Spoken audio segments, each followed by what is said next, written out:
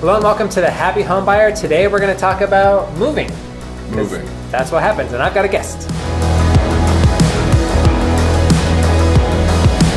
All right, today we're going to talk about moving, and because of that, I've got a guest. I've got Derek from Get Your Move On. Yep, my name's Derek. I'm with Get Your Move On. I've owned a moving company for about 13 years. I've been in the moving business since I was too young to remember. So the whole point of this podcast is we're helping people become happy home buyers, and part of that is helping them get their financing for their home, and part of that's helping them find their home. But when it's all said and done, if we've done our job correctly, they get that new home, and then their next call is going to be to you because they got to move. That's right. Usually the 3 weeks before the move is when we get the phone call. I like the client to call during the listing appointment. That's 5 weeks out, because we can give a lot of advice that allows the homeowner to understand what their options are, what some solutions are for some challenges they may be facing. Once they meet me, a lot of times the anxiety level goes down a lot because I just understand the business, I understand where their head's at, and I can make them feel comfortable about a pending move that's coming up. All right, so when you meet with them for that initial consultation, you're going to give them some advice on things they can do to make their move easier, less expensive, those type of things. What's like the top 3 things that you usually tell them? Yeah, the top 3 things are pack well.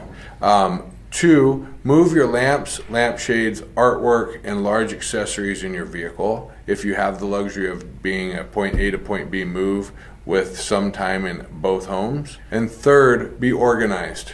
So it sounds like a lot of the advice is actually pay attention to the fact that you're moving, get your stuff together, get it organized, don't leave half of the house unpacked. Like that makes it easy. Prep, because when we get there on move day, we've got to get you moved. You need to be out of that house, and so we're going to start doing whatever it takes to get you packed and moved out of there. So if you fail to pack, we're going to do the packing, and we're going to charge you for that. So sometimes if you know in advance that you're going to need some help, we can do some estimating on the packing, of course. So I know, because I get the phone calls and I can hear the frustration in people's voices. Simultaneous closings, that's got to leave you guys some headaches. It's got to be something that you're used to dealing with. Like what does it look like from your side? What makes it easier? Yeah, we're very adept to simultaneous close.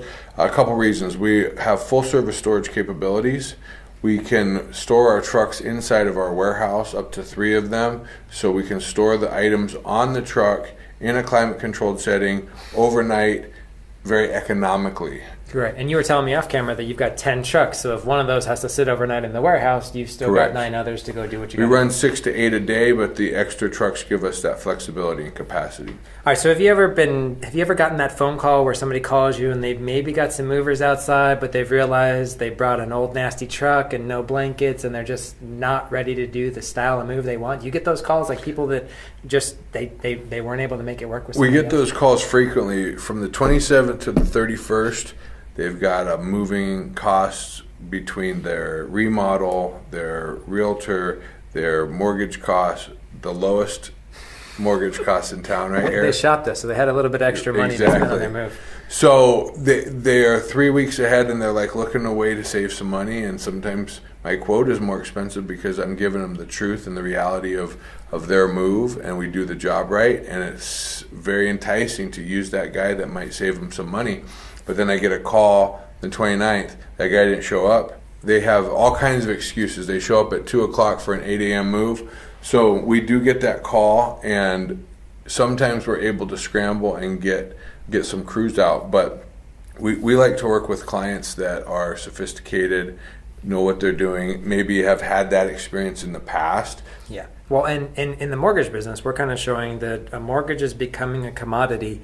A move is not a commodity. It won't ever be a commodity. It's not something that they can digitize. It's not something that they can systematize. Like, you're handling my personal things that mean the world to me. So I kind of want to talk about. And we still take a personal check at the end of the move after we've delivered the service and performed and executed on our brand promise, you know, that you're never going to have a better move than you will with us.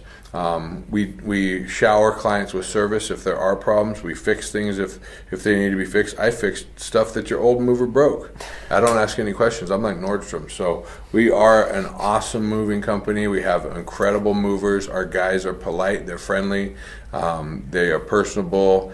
And it's really a great experience, and people love us. The Nordstroms of movers right here. Nordstroms of movers. All right, Derek, thanks for coming on. If you guys have absolutely any moving questions, if you're moving somewhere here in the Valley or even interstate, give him a call. His contact information is here, and we'll talk to you later.